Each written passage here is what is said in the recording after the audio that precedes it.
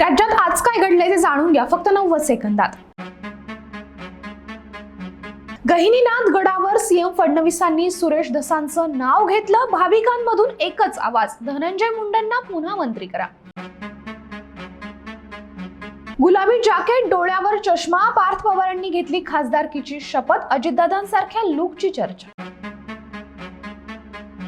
बीडमध्ये आधी व्यासपीठावर एकत्र बसले, गप्पाही मारल्या आणि कार्यक्रमानंतर म्हणाले धस मुंडे संघर्ष संपलेला नाही।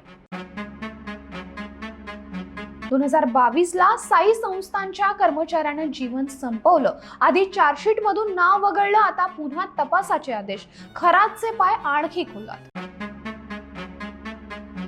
नवीन युगातील तुकारामांबाबत माहिती नाही, तुकाराम मुंडेंच्या बदलीबाबत प्रश्न विचारताच सदाभाऊ खोतांच्या वक्तव्याने भुवया उंचावल्या। बारामती पोटनिवडणुकीतून काँग्रेसची माघार, हर्षवर्धन सपकाळांची घोषणा। दोन्ही राष्ट्रवादींच्या विलिनीकरणाच्या मुद्द्याला पूर्णविराम आहे का? शरदचंद्र पवार पक्ष ऍक्शन मोड मध्ये, बैठका आणि गाठीभेटींना वेग।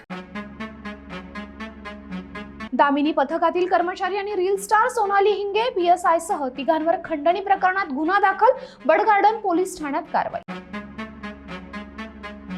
या आणि अशाच महत्त्वपूर्ण माहितीसाठी बखर लाईव्हला सबस्क्राईब करा।